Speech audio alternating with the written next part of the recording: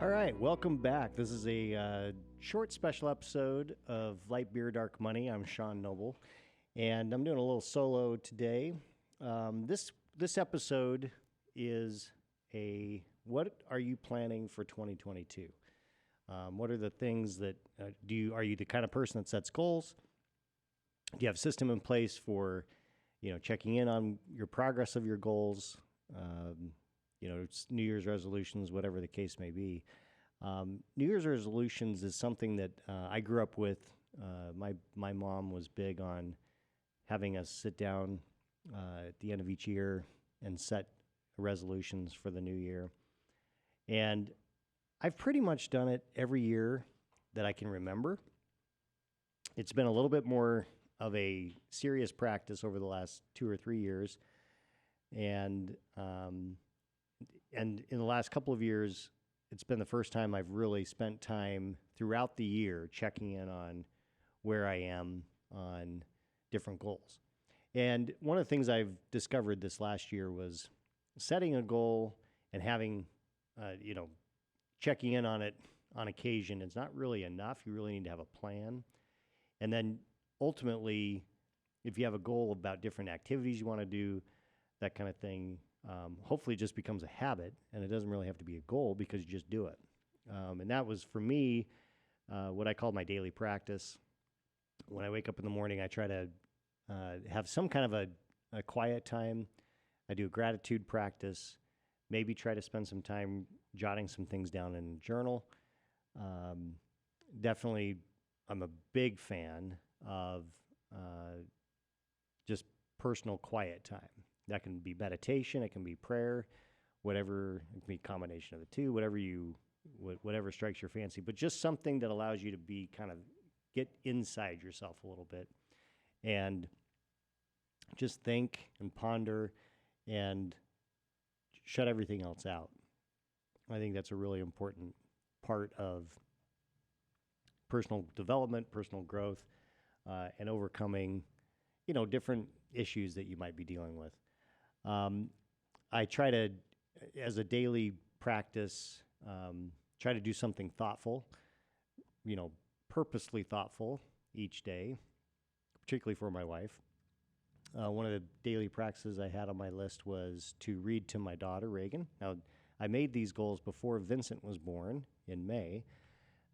So he doesn't get as much reading time with me as Reagan does, but he's up sometimes pretty early in the morning, and so I'll read him a book. He's 6 months now. I also had a daily practice of drinking water. I know that seems pretty basic, but I wanted to try to drink 128 ounces each day, and Robin's tipping the glass. This is unfortunately not water, it's Monster. It's a habit I have not broken. But that's just from a health standpoint. And then the exercise, doing the cold plunge, doing the sauna. I don't do the sauna every day. That's something I try to do 4 times a week. And that's something I developed, tried to develop a habit of because of research done by Dr. Rhonda Patrick, who there's a big study that came out of, I think it was Sweden or Norway. I think it was Sweden, or Finland maybe. I don't know. One of the Nordic countries. That showed that if you do a sauna at least 170 degrees for 20 minutes, 4 times a week, your chances of Alzheimer's goes down 65%.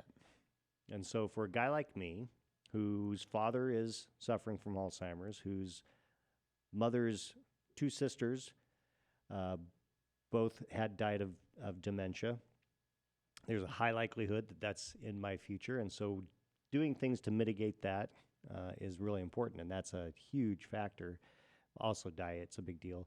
So I do the sauna. Cold plunge is great for all kinds of things. And we can dive deep on some of the biohack stuff. We've touched on that a little bit.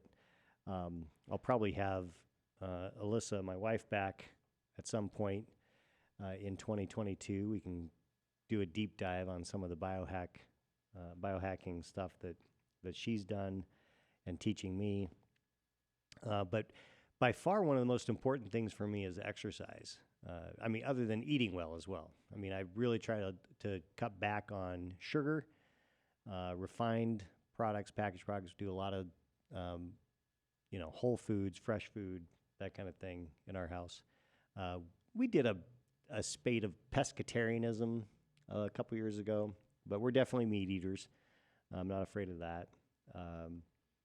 So the idea, but exercise I was going to get to, exercise for me is super important. And I've just learned some things. Peter Attia has done some research on longevity. If you want to live a long time, the number one thing you could do is exercise on a regular basis, both strength training and cardio. And we'll do a podcast in 2022 as a part of the fitness and wellness component of what we're going to try to add to this mix on the podcast this next year. But exercise is just critically important. According to Peter Attia, it has a 5 times, and now I'm completely messing it up because it increases your length of mortality. Not 5, live 5 times longer, but it overcomes other bad habits like drinking or smoking. Those things can reduce your mortality, obviously, but exercise is something that increases your longevity pretty significantly. And again, for once you hit 40, you really need to have a strength component in your exercise regime to keep your muscle mass up, because that's what's going to help keep your body in good shape going in the long term. Anyway, so that was kind of a little diversion from the goals and resolutions. But one of the resolutions that I had last year, I was just looking back at my list, and on here it said start and build up a podcast. And guess what? I definitely accomplished that one. So hopefully we'll be building it up even more over the next year and beyond. But what are your goals? Write them down. Come up with a plan on how you're going to follow up on those on a regular basis. I did in 2020. I had 20 goals, and I would write them every day. So they were very much in top of mind. I did not do that in 2021, but I used the Best Self Journal to do planning and goal setting and tracking of where my time is being spent. These are all things that are good tools to make yourself more efficient, more effective, but also to give yourself the personal time that everyone needs to just decompress. I mean, I think that's the thing that for many years I just was running and never really stopped to say, whew, wait a minute, let's take a breath and figure out what's going on with life. So my admonition to you is if you are a goal setter and you do that every year, great, do it again as we come into the new year, 2022. If you don't, maybe this is the time to do it. This going into 2022 feels like, in a lot of ways, a new beginning. I know we came out of 2020. We're like, 2021 is going to be better because, we're going to come out of COVID.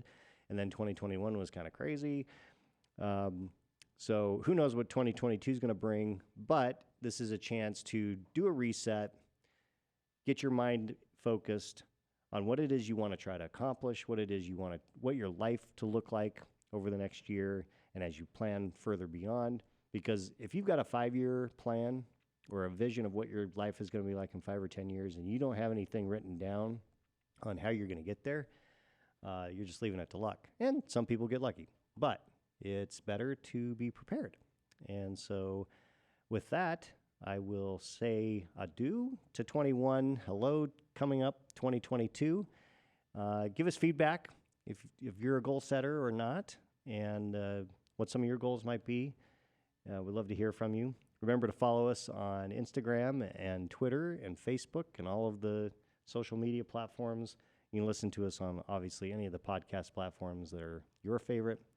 But for now, I'm Sean Noble. Have a great day, guys. Happy 2021. Welcome to 2022.